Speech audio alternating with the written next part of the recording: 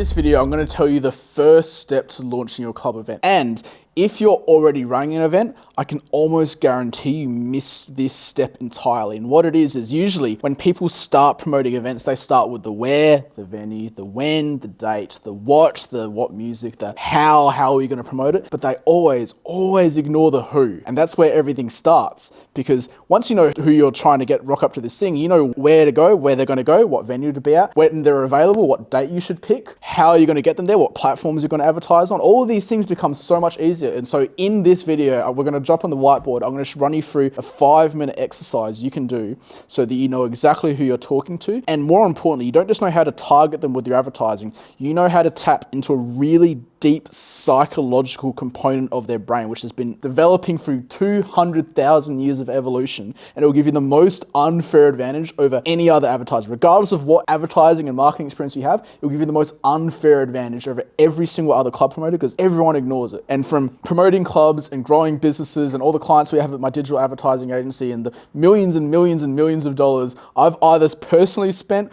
or managed for clients, it's given me the most unfair advantage in any industry. All right, so get out a piece of paper and I need you to follow along with me because if you can get this right, doesn't matter what events you do in the future, you're always going to do this first. So get a piece of paper, turn it landscape. We're going to draw a stick figure in the middle of the page. Now give him a little hairstyle. So we're going to do an emo event, so he's going to have a fringe. He's also sad. And then underneath that, you need to draw an arrow. It needs to point to the right and to the left. And on the right, we're going to write towards. And on the left, we're going to write away. Now, humans are a lot like mice. There's bits of cheese that they're running towards, but there's also cats that they're running away from. And that's why people and scientists do a lot of experiments on mice because they're really similar to humans. They'll chase after bits of cheese and they'll do bumps of coke if you offer it to them. Now, what we're going to do is we're going to write all the things that we're going to give them a name, like Glenn, the emo from Perth. So we're going to write down all the things that Glenn is moving towards and all the things that Glenn's moving away from. But first, what we need to do is write down the demographics under Glenn. Now, this is going to be relatively basic. So age, let's say it's 18 to 24. Now, location. Now, I'll talk about location at the end of this video, but where are they hanging out and what radiuses are you going to target? So, for example, this is going to be Perth plus 20 kilometers. Now, the way that you work out your radius is just generally how far your ideal customer avatar is willing to spend on Uber to get to your event. Now, what are they interested in? Emo, music, my space, right? And then you write down some interests and demographics underneath that. I'll come back to this in a moment because what we're going to do is we're going to target this. We're going to speak to these in our copy and our content, copy being words they read, content being things that they see. So what all the things that Glenn is moving towards? Well, he wants nightlife for sure, and he wants goth chicks in fish nets. And then all your answers at the start are going to be relatively surface level. And so what we want to do is we want to unpack this and ask why. Goth chicks in fishnets, why? Probably single, why? Because he doesn't go out yet. And then do this a couple times, and so your page should be filled with all the things he's moving towards. He wants to listen to this kind of music. He wants this kind of vibe. He wants to be around this kinds of people. This is obviously a joke example, but start writing out all the things they're moving towards, and more importantly, we want to write all the things they're moving away from. So this is where things get really, really critical because you can start building tribalism. I'm going to talk about that in a moment. I wasn't going to talk about it in this video, but I'll talk about it at the end. So what are all the things that Glenn, the emo in Perth, is moving away from? Well, he hates commercial music. Maybe he hates EDM. Maybe he hates festivals. And you do the same thing and you ask why?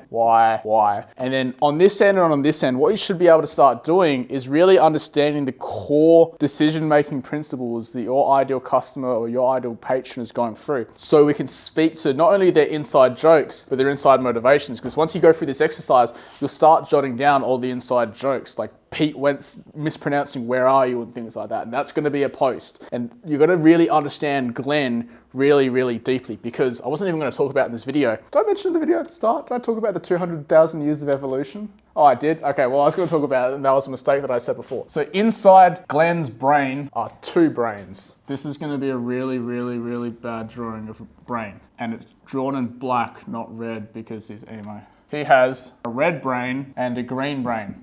Now, depending on which book you read, these two brains can be called two different things. I learnt red brain and green brain. It's also been referred to thinking fast, thinking slow, system 1, system 2. There's lots of different variations on how this has been studied.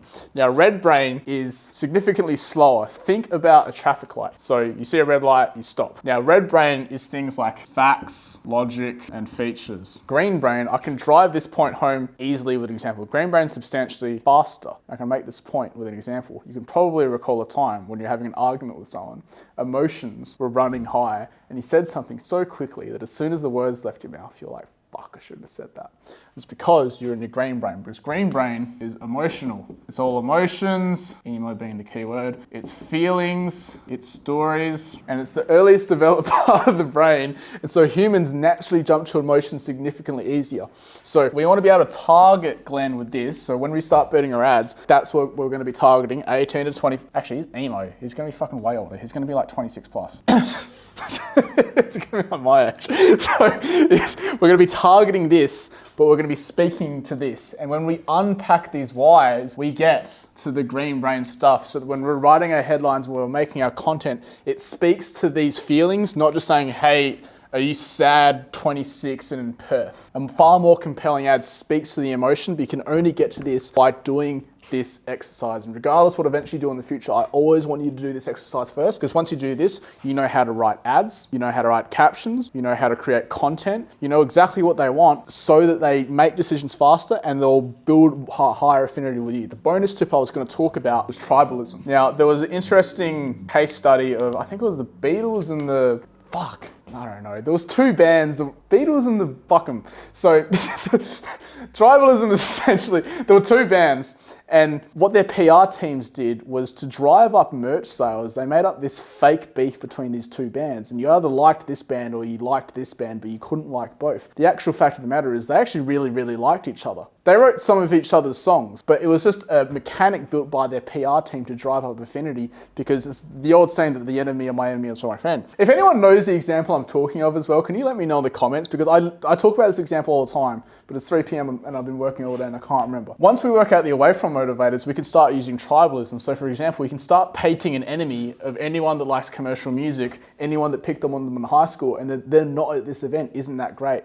And then Glenn will build a greater affinity with your event because there's no commercial music and no one that bullied him in high school is there. So one of the questions I get is, what other factors should I consider when considering my demographics and interests and targeting my ideal customer, my ideal patrons for my club or music festival or event? The obvious answers are, once you start building advertising, you'll see what targeting options Meta and TikTok will give you. And the basics are age, gender, location, and interests. And that's really where you want to be starting. A lot of these advertising platforms, their targeting is getting a little bit dumbed down. And so it's better now to go a little bit broader and then filter the audience at the content end. And so making your ad copy, which is the words that are written, and the content, the things that they see, photos and images, speak more specifically to your customer, because that means that if there's anyone in your targeting that it just doesn't resonate with, it will just scroll past them and the algorithm will learn who to serve that content and that ad to. Now, are there specific age groups or demographics that are just more likely to attend club events? The short answer is yes and no. The obvious answer is that 18 to 21-year-olds, they just turned 18, well, maybe they've been 18 for 3 years. This is all still new to them and they're still really, really excited. And so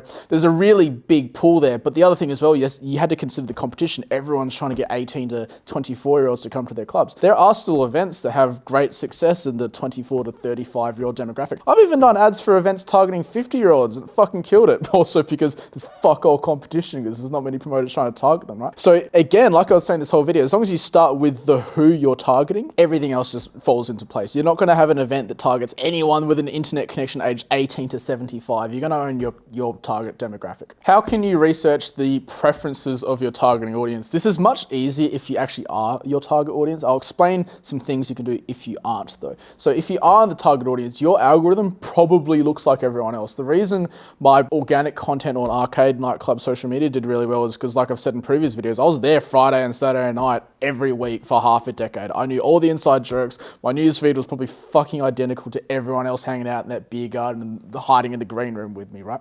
If you aren't in their target demographic, what you should do is start with a broad level understanding of the content that they're looking. Start going on YouTube and start going on Instagram and just searching in things that they'll look at and start influencing your own algorithm by just clicking and liking a bunch of the things that pop up so that your algorithm starts thinking, oh, this person's in this demographic, and starts serving you similar content to them, and then you can have a better understanding of their inside jokes. So once you start building owned lists of your target demographic, you can start segmenting them as well. So for example, once you get to the point where you're running multiple different events, if you're doing a drum and bass event and an emo event, I don't want to be targeting the same people, right? We need to segment them. And so some ways you can do that is in your ad account, you have different ad accounts for your different events. You can also start sharing audiences across accounts. So for example, if you start collaborating with another promoter, you might have a clause in your agreement that says, hey, I want to have access to your Pixel audience, anyone that's visited your website, anyone that's engaged with your Facebook and Instagram page. But it's also really critical that after that event, you reclaim the ownership of that audience, so unshare it from their business manager. A lot of the expenses in launching an event is just building up your warm and hot and your retargeting audiences, because when you launch an event, everyone's cold, no one's heard about you,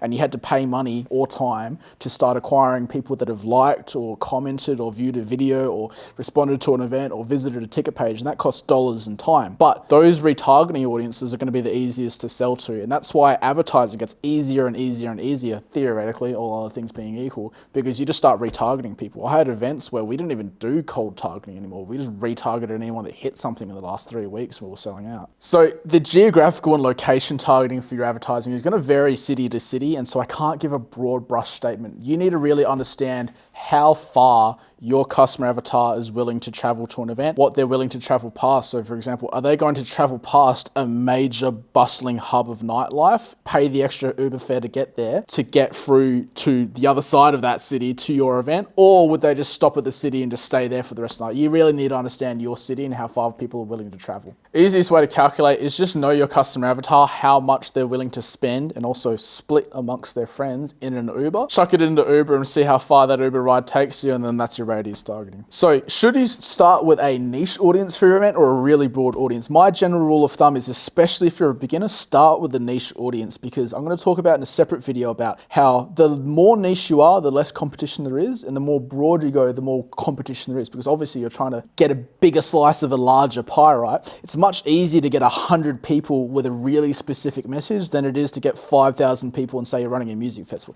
especially at the start when you haven't learnt and experienced how to do your marketing, your sales, your operations, your finance, and your people properly. Let's get some runs on the board at a small audience first, then we can graduate to larger stuff later. Easy way to get some data on potential attendees and numbers and behaviors and things like that is if you log into Meta Ads Manager, you can actually just go to saved audiences, drop a pin, select your radius, and just start typing in interest to see how many people are there. And then it'll give you a rough audience size for a cold audience. You can also just look at competitors and see what kind of numbers that they're doing, because they've already paid for the advertising for you. And so it gives you a rough idea of what kind of attendance you can get. If no one's running a 5,000 person emo festival in Perth, there's probably not that much opportunity there, or maybe no one's realized it's an untapped market. Someone please run a 5,000 person emo festival here in Perth. Or it means that there's not enough opportunity there. So if someone else is already doing it and it's already working well, good sign. Really common mistake that people make when they're doing their targeting is they just go way too broad, and obviously it's supported by everything I've been talking about here. The broader you go, the less appeal you have. The more niche you go, the more direct you have. So for example, let's just compare the pair. Event A, all their marketing is about this event is open at this day and this time, and this is the logo. Event B is, this is for people that are diehard fans of My Chemical Romance, Blink-182. It's going to be at this venue that you guys are already familiar with. Which one do you think the ideal customer is going to resonate with more? There'll definitely be a crossover, but this one's going to have a far more loyal audience because it's a far more specific message. You can't have an event that appeals to everyone, because ultimately it'll just appeal to no one. I've been asked this question on a couple podcasts already now, actually, and the question is, I've been running an event and the numbers are doing well, but I've found that after I did a couple events, the we got good numbers, but it was just the wrong people through the crowd. And what I walked this person through on this podcast was I said, well, you probably had a problem in the messaging somewhere. Your messaging was probably, again, far too broad. It wasn't talking to your specific audience. And so I said, what you should do is go back through all your ads, all your event descriptions and everything like that, all the content that you post, and just do the thought process and the thought experiment of, if I was my ideal customer, does this speak to me directly, or is this just too broad and vanilla and just broadly applying to everyone? And then any Tom, Dick and Jerry is just going, oh, there's an event open at this day and this time and I'm free, and they're going.